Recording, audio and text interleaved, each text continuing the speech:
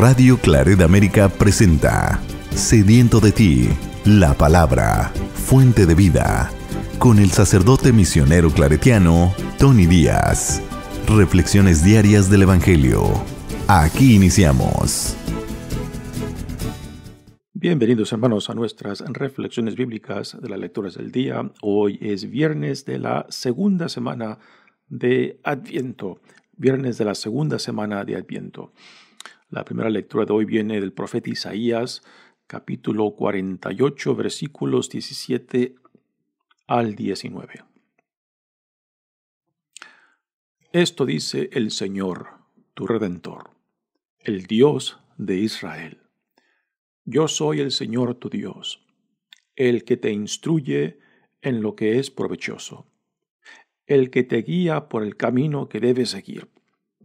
Ojalá hubieras obedecido mis mandatos, sería tu paz como un río, y tu justicia como las olas del mar. Tu descendencia sería como la arena, y como granos de arena los frutos de tus entrañas. Nunca tu nombre hubiera sido borrado, ni arrancado de mi presencia. Palabra de Dios. El salmo responsorial es el salmo número 1 y el responsorio es: dichoso el hombre que confía en el Señor. Dichoso el hombre que confía en el Señor. Dichoso aquel que no se sigue por mundanos criterios, que no anda en malos pasos, ni se burla del bueno, que ama la ley de Dios y se goza en cumplir sus mandamientos. Es como un árbol plantado junto al río, que da fruto a su tiempo y nunca se marchita. En todo tendrá éxito. En cambio, los malvados serán como la paja barrida por el viento, porque el Señor protege el camino del justo, y al malo sus caminos acaban por perderlo. Dichoso el hombre que confía en el Señor. El Evangelio de hoy viene de Mateos, capítulo 11, versículos 16 al 19. En aquel tiempo Jesús dijo: ¿con qué podré comparar a esta gente?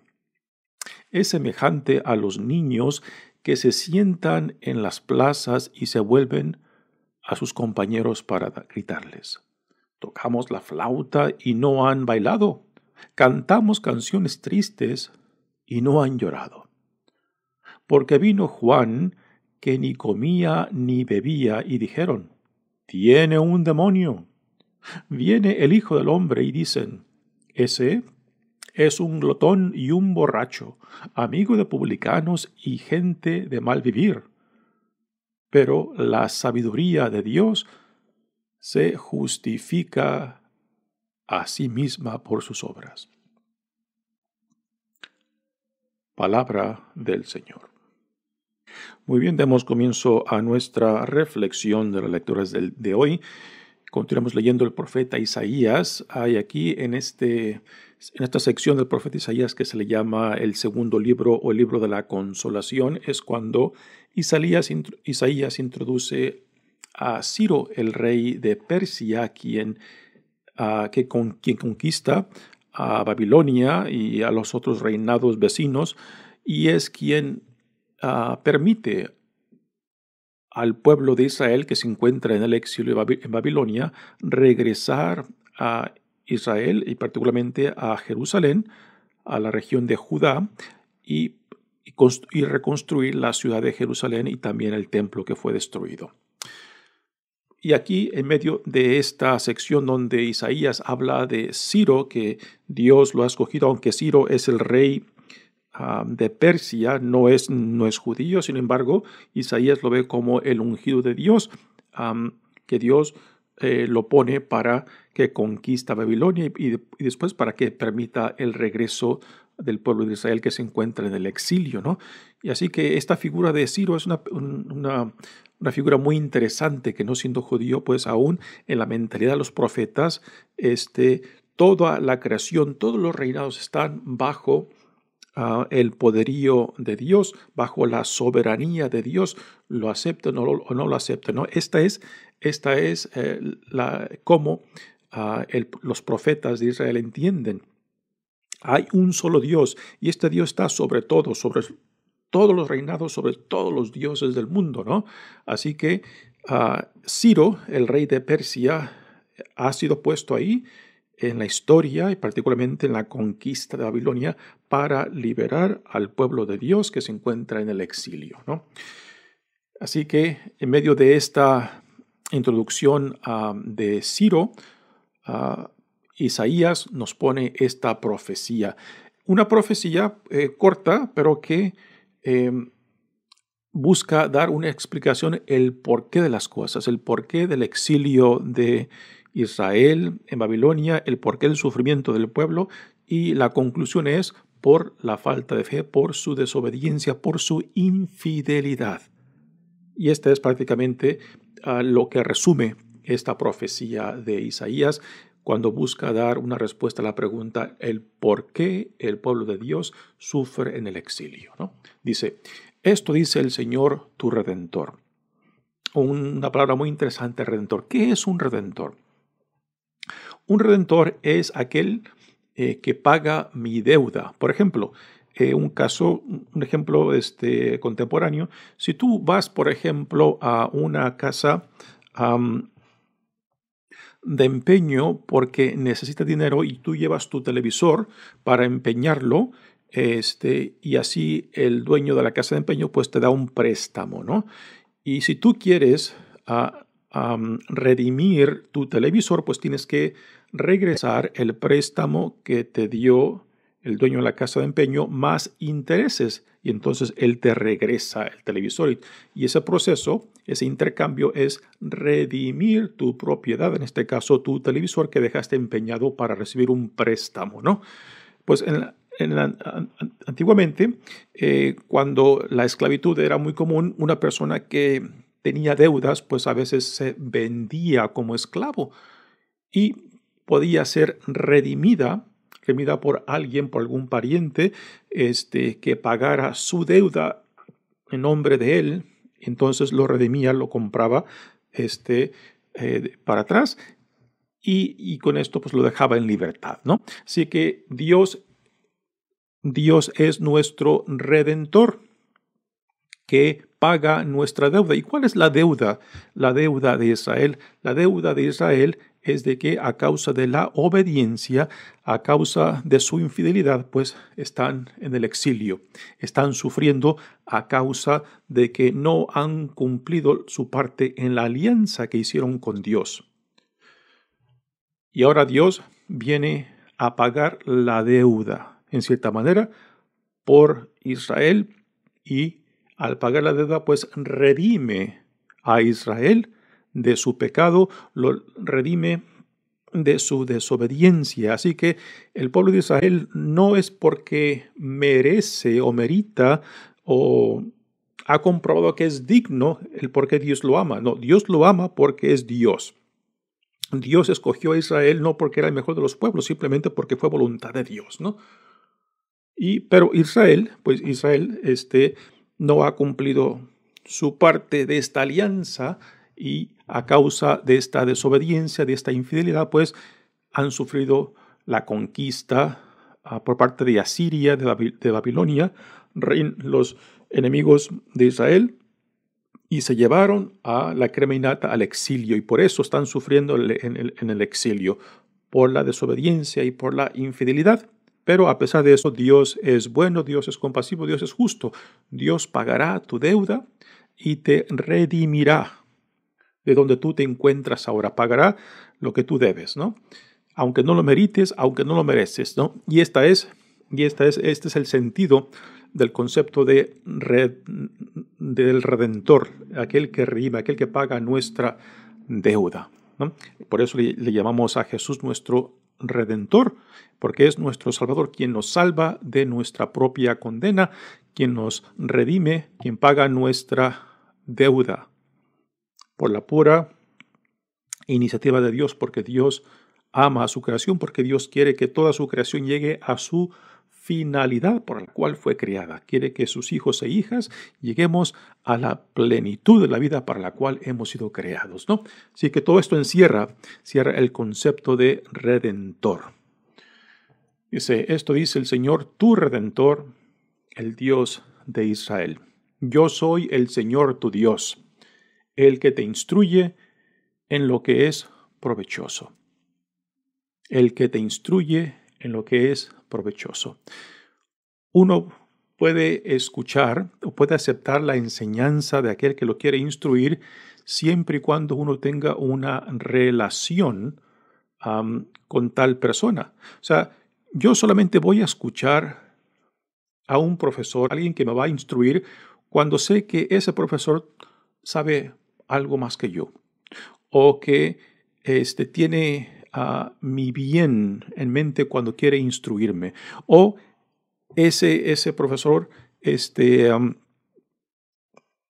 busca que yo no solamente me informe, me eduque, y sea una mejor persona, ¿no? O sea, tiene que haber una relación, por ejemplo, de maestro a estudiante.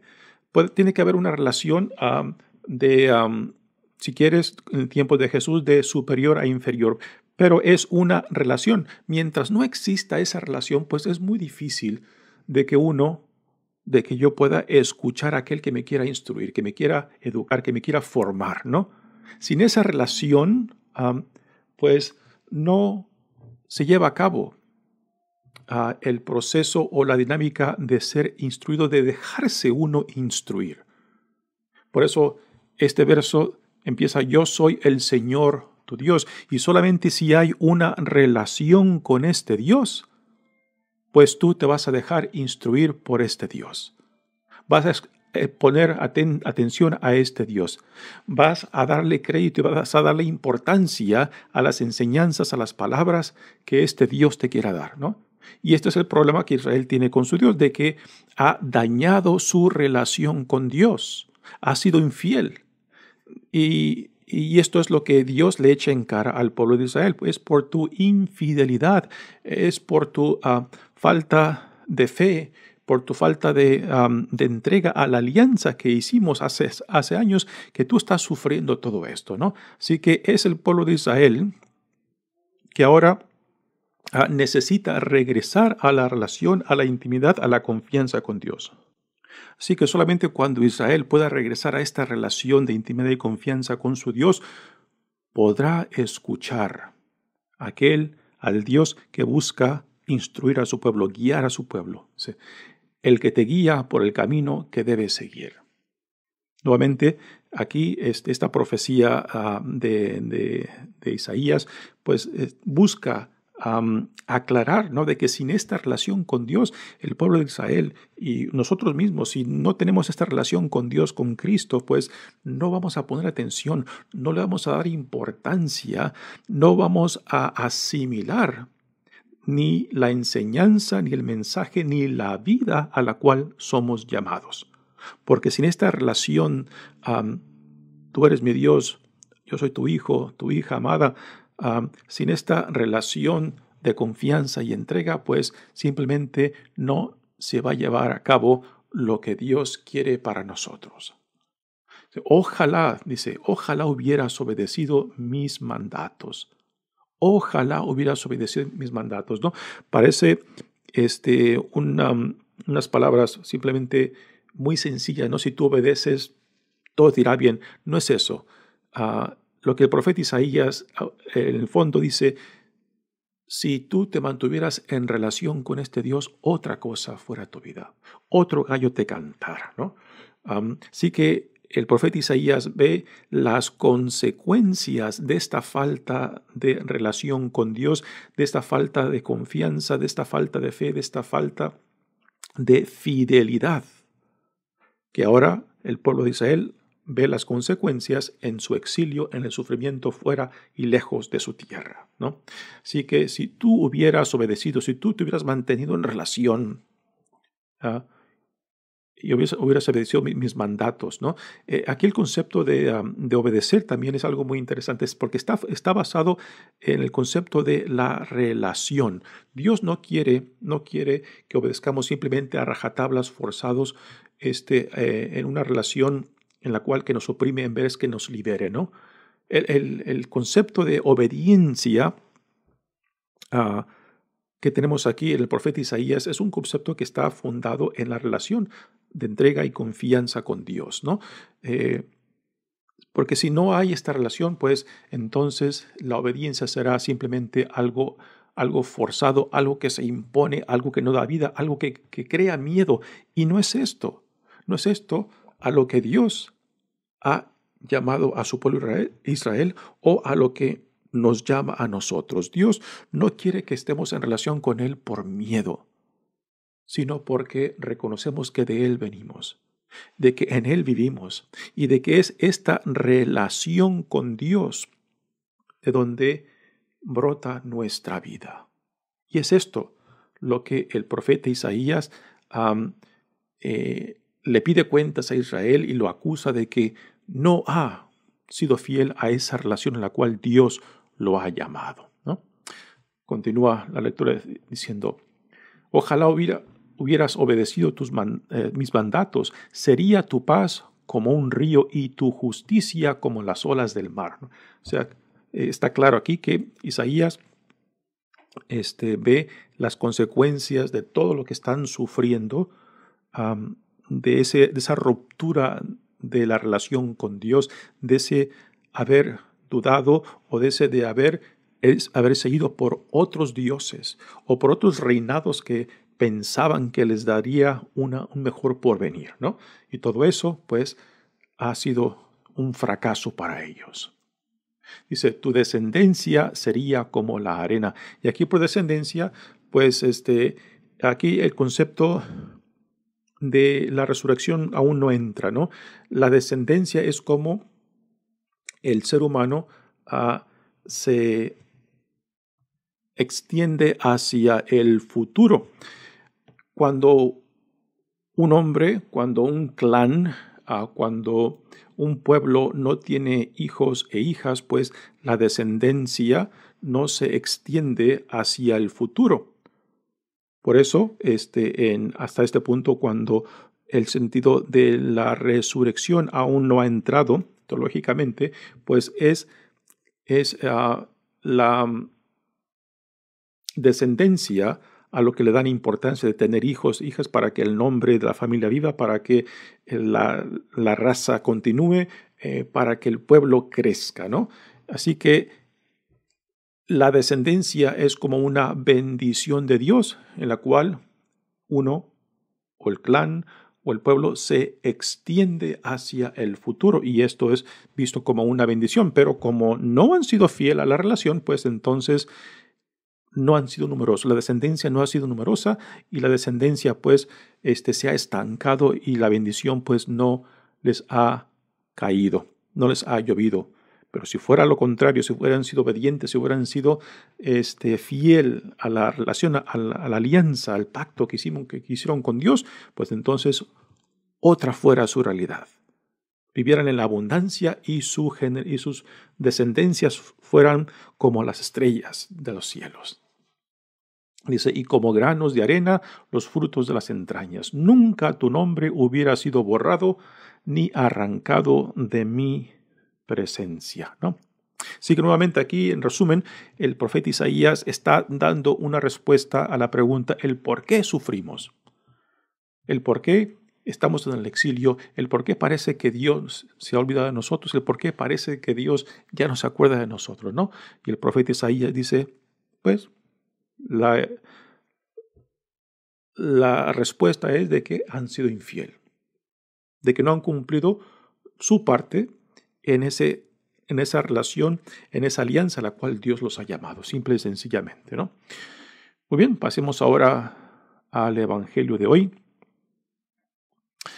que viene de Mateos, Y dice, en aquel tiempo Jesús dijo, ¿con qué podré comparar a esta gente?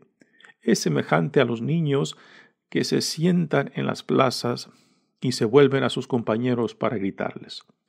Tocamos la flauta y no han bailado, cantamos canciones tristes y no han llorado, ¿no? ¿Cuál es el contexto de este evangelio? El contexto es del tema de Juan el Bautista, ¿no? Previo a este evangelio, y esto lo escuchamos ayer, Jesús les estaba hablando acerca de quién es Juan Bautista, o sea, cómo Jesús interpreta la presencia históricamente de Juan Bautista, que es Elías, quien había de venir para introducir el tiempo mesiánico, ¿no? Y para Jesús esta es la figura de Juan el Bautista, es el Elías que Dios había prometido que vendría para preparar esta época mesiánica. Y ahora Jesús está haciendo, con este evangelio, está haciendo una comparación, bueno, no comparación, sino está explicando el capricho de la gente, de sus oyentes, de por qué no escucharon a Juan y por qué no escuchan a Jesús, ¿no? Porque no hay forma de convencerlos, no hay forma de llegarles al corazón, porque tienen el corazón cerrado, tienen los ojos cerrados, tienen los oídos tapados, ¿no? Y no importa lo que Dios les ponga enfrente, pues simplemente no van a escuchar porque han cerrado su corazón, han cerrado sus vidas. Y este es el problema fundamental, el por qué el pueblo judío no acepta a Jesús. Porque si no aceptaron a Juan el Bautista, pues tampoco lo van a aceptar a él. Y ahora a esto vienen estas palabras de Jesús, ¿no? Parece que Jesús era muy observador y quizás observó a niñas jugando en las plazas de los pueblos que visitaban y cómo jugaban este juego de tocar instrumentos alegres para que bailaran y rieran, o tocar música triste y de luto para que lloraran, ¿no? Y parece que habría sido un juego de niños. Y Jesús pues está utilizando este juego de niños para decir, pues vino Juan el Bautista con una vida severa, con un comportamiento y palabras fuertes, ¿no? Y ustedes lo tomaron por loco, ¿no? Y después viene el Hijo del Hombre, o sea, el Jesús mismo, quien come y bebe, sí, porque en los evangelios tenemos muchos casos donde Jesús se la pasa en fiestas, en comidas donde es invitado, y obviamente esto en un mundo y cultura donde se come y se bebe, pues Jesús comparte y acepta las invitaciones de hospitalidad que se le brindan. Y viene el Hijo del Hombre comiendo y bebiendo, y le dicen que es un glotón, que es un borracho. Y no solamente eso, sino también lo acusan de que se rodea de gente mala, de publicanos, los que recogen impuestos para el Imperio Romano, de prostitutas y de aquellos que son reconocidos pecadores, ¿no? Y con esta acusación, pues la utilizan para decir, Jesús el Nazareno tampoco tiene nada que ver con Dios. Y por eso lo rechazan. Por eso no aceptan su mensaje, aun cuando ven las conversiones, aun cuando ven los milagros que atestifican que en Él algo nuevo, algo diferente se está llevando a cabo, pero ni siquiera eso acepta, ¿no? Así que el pueblo de Israel ya han cerrado su corazón, han cerrado sus vidas, han cerrado sus ojos, sus oídos, para no escuchar, para no ver lo que Dios está haciendo en Jesús y por medio de Él. Y esto es algo muy interesante, porque en cierta manera el tiempo de Jesús, el pueblo de Israel, pensaba que ya conocían a Dios, pensaban que ya sabían cómo Dios tiene que ser, cómo debe de venir, cómo tiene que reinar, ¿no? Y Jesús pues no encaja en ninguna de esas expectativas que se tenían de él, de cómo tenía que ser el Mesías, cómo tenía que venir. Y Jesús no encaja en ninguna de esas expectativas. Y esto es un problema aún para nosotros hoy en día. Cuando hemos llegado a la conclusión de que ya conocemos a Dios, entonces ya hemos puesto a Dios en una cajita. Ya lo hemos definido, ya hemos determinado dónde Dios está y dónde Dios no está. Quién está dentro y quién está fuera. Y cuando hemos hecho esto, pues entonces ya Dios no tiene ninguna capacidad para sorprendernos, para acercarnos a nosotros, porque imponemos sobre Dios nuestras expectativas, que fue el problema del pueblo judío en tiempos de Jesús, porque pensaban que ya conocían a Dios. Y repito, este mismo problema aún lo tenemos hoy en día cuando pensamos que ya conocemos a Dios. Y algo que la Sagrada Escritura, Antiguo Testamento como el Nuevo Testamento, constantemente nos prueban de que Dios está mucho, mucho más allá de las expectativas que tenemos de Él. Y es impresionante que todos los profetas que Dios mandó a su pueblo no lo escucharon. Todo lo contrario, fueron rechazados los profetas y fueron puestos a muerte. Y sin embargo eran otros que ni los no judíos, los no judíos que eran los que más escuchaban y aceptaban el mensaje de Dios, ¿no? Tenemos el caso de Jonás, que Dios lo manda a predicar a la ciudad de Nínive, que era la capital de los enemigos de Israel, era la capital de Asiria, uno de los reinados que eran enemigos de Israel y que conquistaron a Israel y que también se llevaron a la crema innata al exilio, ¿no? Y sin embargo, Jonás, profeta de Dios judío, pues va y predica el arrepentimiento a Nínive y se arrepienten. Y sin embargo, no vemos esto en ninguno de los otros profetas de Dios. Y esto es solamente un ejemplo para decirnos de que cuando pensamos que ya tenemos a Dios bien definido, que ya lo entendemos, que ya sabemos dónde está y dónde no está, cómo viene y cómo no debe de venir, ¿no? Es cuando ya lo hemos perdido de vista, cuando hemos perdido la capacidad de dejarnos sorprender, de dejarnos iluminar. Y este es un problema de todas las generaciones nuestras, aún hoy en día. Porque si no tenemos el corazón abierto, porque si no tenemos los ojos y los oídos abiertos, la vida abierta a discernir cómo Dios viene hoy en día sin que nosotros le tengamos que imponer nuestras expectativas, cómo Dios tiene que ser y no ser, dónde debe de estar y dónde debe de no estar, ¿no? Quiénes pertenecen y quiénes no pertenecen. Todas estas son expectativas nuestras, cuando Dios quizás viene a nosotros en formas que quizás ni siquiera hemos imaginado a causa de nuestras expectativas. Y poder recibir a Dios que viene constantemente a nosotros, poderlo escuchar cuando nos habla, cuando toca nuestra puerta, es de no reducir a Dios a ninguna de nuestras expectativas. Dejar que Dios sea Dios, no atarle las manos.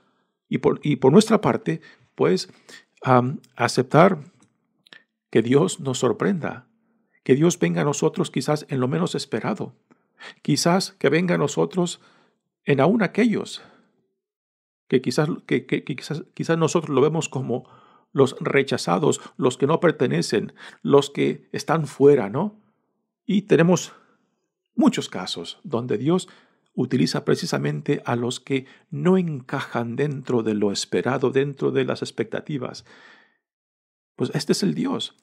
Este es el Dios que Jesús quiere que nosotros estemos dispuestos a escuchar. Y este Dios solamente lo podemos escuchar cuando dejamos que Dios sea Dios y que Dios tenga la capacidad de sorprendernos a nosotros hoy en día.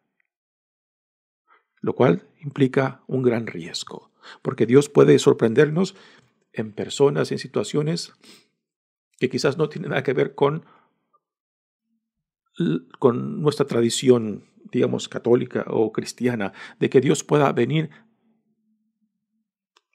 y hablarnos por medio de alguien que ni siquiera encaja en nuestra tradición, y de que pueda ser un instrumento como lo fue Ciro, el rey de Persia para el pueblo judío, que hizo posible el regreso del exilio, no siendo ni siquiera judío.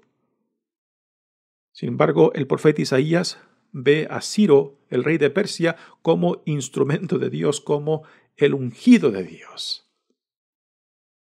Es un reto impresionante para nosotros, hermanos. Vivir con el corazón abierto, con la mente abierta, con los ojos abiertos, con los oídos abiertos para recibir a Dios como Dios quiera venir, no como nosotros queremos. Y no querer meter a Dios en una cajita y crear mi Dios, crear mi Salvador, cuando el Dios que viene quizás es muy diferente.